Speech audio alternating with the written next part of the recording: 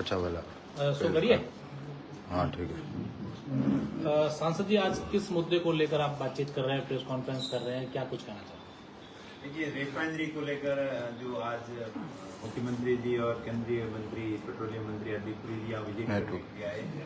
मैं आप लोगों के माध्यम से कहना चाहूंगा कि रिफाइनरी का उद्घाटन 2014 के अंदर हुआ था, जब यूपी सरकार थी, और उसके बाद में जब सरकार बन गई थी बीजेपी की, तब उनको जानबूझ के उस काम को रोक दिया गया और उस उद्घाटन किए हुए को दोबारा 2018 के अंदर दोबारा इसका उद्घाटन किया गया।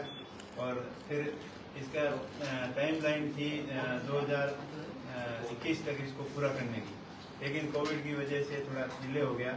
और इसकी लागत थी इनिशियल स्टेज 43,000 करोड़ रुपए में प्रोजेक्ट बनना था, लेकिन सरकार की उदासीनता के चलते लेट लतीफ होते होते ये काम इसकी कॉस्ट जो प्रोडक्शन इसकी लागत है वो काफ़ी बढ़ गई और अभी 1 लाख करोड़ से ऊपर इसकी एस्टिमेट कॉस्ट हो गई। और जब तक ये पूरी होगी तब तक ये लगभग 1,30,000 करोड़ से भी बाहर इसके खर्चा आएगा।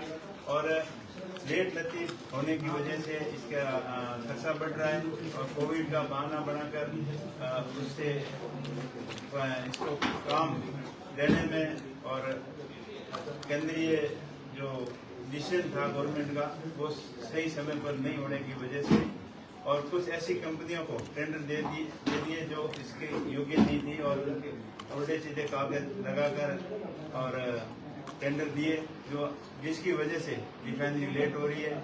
और पहले 2023 के अंदर कंप्लीट करने की तारीख आई, उसके बाद में 2024 की, फिर 25 जनवरी की, फिर मार्च 25, फिर अगस्त, ऐसे करके तारीख पे तारीख आ रही है, लेकिन अभी तक लग नहीं रहा है कि रिफाइनरी कब पूरी होगी। लेकिन जब भी बड़े मंत्री इधर आते हैं, मुख्यमंत्री एक छोटी मोटी कोई यूनिट का उद्घाटन करके चले जाते हैं। उद्घाटन तो एक ही बार होता है जब फुल प्रोडक्शन में आती है, लेकिन अभी की हाल की स्थितियों को देखते हुए ऐसा लग रहा है कि रिफाइनरी अभी भी 2-2.5 साल और लगेंगे इसको कंप्लीट होने के अंदर। और ये लेट होने की वजह से राजस्व का बहुत भारी नुकसान हो रहा है। लगभग 10 से 15,000 करोड़ पर ईयर एक्स्ट्रा खर्चा, ब्याज और जो डेप्यूटेशन जो लगते हैं, जो मेंटेनेंस के खर्चे हैं, उनके लगभग 15,000 करोड़ का पर ईयर नुकसान हो रहा है सरकार का। ये जो पब्लिक के पैसे का नुकसान है, इनको सही ढंग से मॉनिटरिंग नहीं होने की वजह से रिफाइनरी ये डिले होती जा रही है। अगर बात करें तो आज केंद्रीय मंत्री जी ने कहा कि बहुत जल्द हम इसी साल के अंत में तोहफा देने वाले हैं, तो क्या उसको लेकर क्या कहना चाहेंगे और स्थानीय युवाओं को यहाँ पर रोजगार मिले? तोहफे की बात ये पिछली 3 बार ये अभी तीसरी बार ये कह के गए कि अभी शुरू कर रहे हैं, लेकिन मुझे नहीं लग रहा है कि ये फुल कोई एक आध यूनिट भले शुरू कर दे। बट दूसरी बात, अभी स्थानीय लोगों को रोजगार बिल्कुल नहीं दे रहे हैं। अभी परमानेंट एम्प्लॉय की भर्ती लगभग 500 लोग परमानेंट इन्होंने भर्ती कर ली है। स्थानीय लोग बहुत ही होशियार हैं और सक्षम हैं, वो इंटरव्यू तक तो पहुंच जाते हैं, रिटर्न वगैरह पास कर लेते हैं, लेकिन इंटरव्यू के अंदर लोकल होने का उनको सजा मिलती है कि स्थानीय है इसलिए नहीं रखते हैं, इनको बाहर कर दिया जाता है। अभी तक 500 में से लगभग कम से कम 80% स्थानीय लोगों को पर्यावरण को नुकसान होता है, उनकी भरपाई के लिए CSR और ESR फंड इनको 2.5% खर्च करना होता है एज पर नाउ। लेकिन अभी सुनने में ऐसा आ रहा है कि उनको 2.5% से घटाकर 0.25 कर दिया, जो भी ये भी स्थानीय लोगों के साथ में बड़ा कुठाराघात हुआ है, क्योंकि ये स्थानीय लोगों का हक है और पर्यावरण को जो क्षति पहुंची है उसको पुनर्भरण के लिए इस फंड के द्वारा स्थानीय लोगों के जो मूलभूत सुविधाएं हो, चाहे पर्यावरण के लिए पेड़ पौधे लगाने हो, उन सभी फैसिलिटीज के लिए ये CSR फंड होता है। लेकिन कंपनी ने अभी CSR फंड पूरा यहाँ खर्च किया नहीं और थोड़ा बहुत जो भी किया है वो इनिशियल कॉस्ट जो पहले 40,000 करोड़ जी इनकी एस्टिमेट वैल्यू थी, उसका कुछ परसेंटेज वो पहले एक बार खर्च कर दिया। लेकिन अभी जैसे 1 लाख करोड़ से ऊपर फंड इनकी कॉस्ट आ रही है, तो उसका जो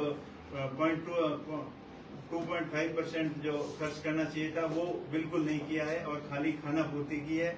और स्थानीय लोगों के कई रास्ते अवरुद्ध हो गए थे, थोड़े बहुत कहीं बने हैं, लेकिन जितने बढ़ने थे उतना काम नहीं हुआ। आसपास की स्कूलों की हालत बहुत खराब है और सड़कों की हालत खराब है, पीने के पानी की सप्लाई बिल्कुल नहीं है, ना ही लाइट की व्यवस्था ठीक है। ये सारे काम इस CSR फंड से होने थे और ये इतना पूरा जो एज पर नॉर्म्स पूरा पैसा खर्च करती है कंपनी, तो सब सारे काम इसमें संभव हो सकते हैं। सर, लोकल लोगों की रोजगार की बात की तो आपने संसद में भी मुद्दा उठाया होगा, लेकिन मिल तो नहीं रहा है। क्या आगे की क्या कुछ आगे की ये प्लानिंग मैंने मंत्री जी से भी बोला था, मुख्यमंत्री जी को भी पत्र लिखा है। अगर इसके बारे में ये इसके ऊपर गौर नहीं करते हैं तो अभी आने वाले समय में दीपावली के आसपास बड़ा आंदोलन करेंगे और स्थानीय लोगों को अपना हक दिलाने के लिए संघर्ष करेंगे। सांसद अभी हाल ही के दिनों की बात करें तो डोली और अराबा में जो जोधपुर केमिकल फैक्ट्री को गंदा पानी आ रहा है, नागौर सांसद हनुमान बेनीवाल ने भी धरना करा, कई लोग प्रदर्शन कर रहे हैं।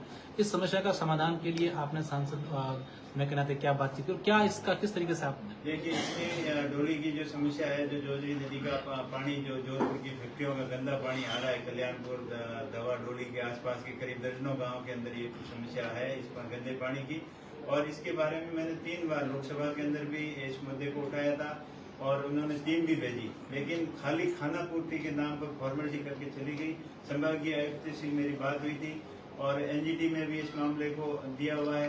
एनजीटी की सख्त निर्देश है, हाईकोर्ट के सख्त निर्देश है कि गंदा पानी बिल्कुल नदी के अंदर नहीं डाल सकते, लेकिन उनके नियमों की धज्जियां उड़ रही है और अफसरों की लापरवाही की वजह से इस समस्या ये बढ़ती जा रही है। समाधान के बजाय ये समस्या दिन प्रतिदिन बढ़ती जा रही है।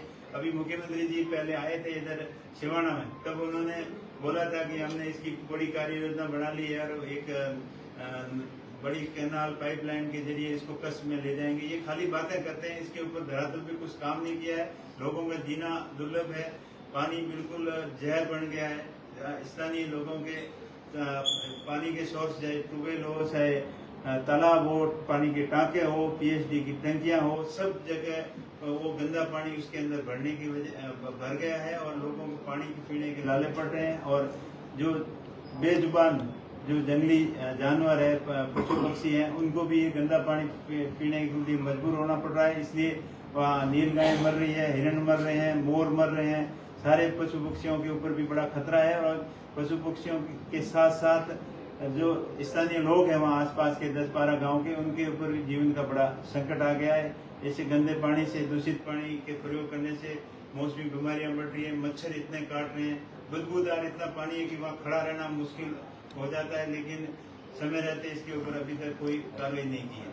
सर, पचपदरा है जो नमक की खदानों से प्रसिद्ध है, पर आज स्थानीय की बात करें तो नमक की खदानें धीरे धीरे विलुप्त होती जा रही है और आज खारवाल समाज के लोगों ने मुख्यमंत्री से बात कर ज्ञापन भी सुना। इसको लेकर आप क्या कहना चाहोगे? देखिए, खारवाल समाजों का आपके साथ में कुटाराघात हुआ है। इनके जो खाने थी, जब रिफाइनरी यहाँ लग रही थी, जमीन अधिग्रहण किया था, तब इनको आश्वासन दिया था कि जितनी आपकी खाने इसके अंदर रिफाइनरी क्षेत्र के अंदर जा रही है, उसके बदले में आपको नई जमीन अलॉट देंगे या उनको उचित मुआवजा देंगे।